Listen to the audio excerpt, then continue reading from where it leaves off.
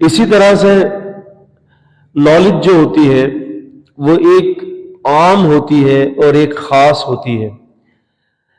تو دنیاوی جتنے بھی فنون اور علوم کی جو مثال ہے، چاہے وہ آپ کے دنیا کے اندر کوئی بھی فن ہو، انجینئر بننا ہو، آرٹیکل انجینئر بننا ہو، اسی طرح سے جو ہے وہ اللہ آپ کا بھلا کرے دنیاوی علوم کا کوئی بھی فن ہو جس کے ذریعے آپ اکاؤنٹنٹ بن جائیں، جس کے ذریعے آپ ڈاکٹر بن جائیں، انجینئر بن جائیں، دنیا کا کوئی بھی فن ہو تو وہ العلم نہیں بن سکتا. اب سوال یہ ہے کہ وہ العلم کون سا ہے جو الف لام میم کے ساتھ ہے. جو خاص علم ہے وہ علم ہے کہ جو علم آپ کو اللہ کی پہچان کروا دے، وہ آپ کو اللہ تعالی کی پہچان کروائے، وہی علم العلم ہے. دنیا کے بڑے بڑے سائنسدان مل کے کتنے بھی اپنے آپ کو جو ہے وہ اپڈیٹ کر لیں، کتنے وہ اپنے آپ کو علم کے اندر جو ہے نا وہ ڈیولپ کریں، لیکن وہ سائنسدان کا بھی علم جو ہے وہ العلم نہیں بن سکتا. لیکن ایک طالب علم جو قرآن مجید اور حدیث رسول صلی اللہ علیہ وسلم کا علم حاصل کرتا ہے، اس کا علم العلم ہے، کیونکہ وہ اس علم کے ذریعے اپنے اللہ کی پہچان کر رہا ہوتا ہے، وہ اس علم کے ذریعے جو ہے وہ اللہ کی معرفت کر رہا ہوتا ہے. اسی لیے اس علم کو العلم کہا جاتا ہے.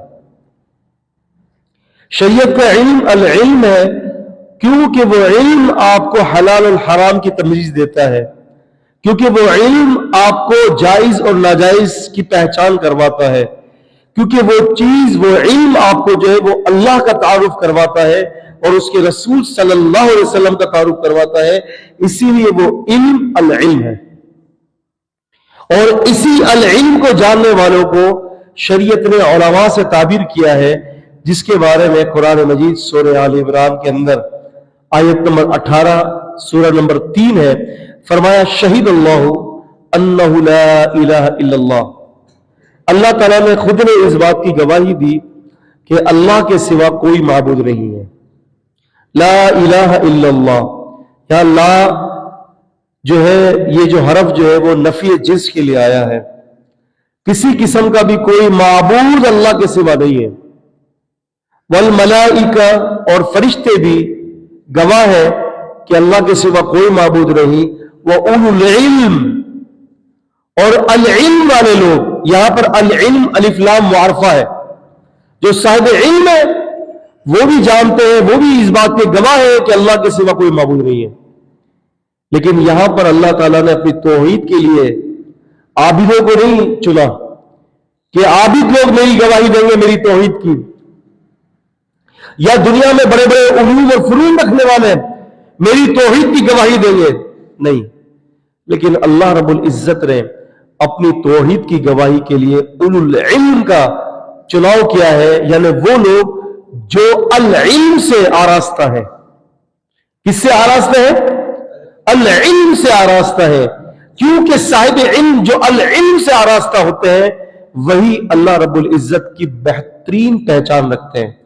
آپ دیکھیں نا، آج دنیا کے اندر لوگ ہمیں تانے دیتے ہیں، لوگ ہمیں کتنے بڑے بڑے تانے دیتے ہیں.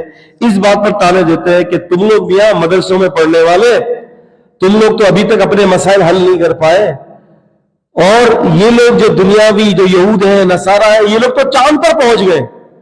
دیتے نا تانے، لوگ ہمیں تانے دیتے ہیں کہ وہ لوگ چاند پر پہنچ گئے اور تم لوگ ابھی تک مصلی نہیں چھوڑتے.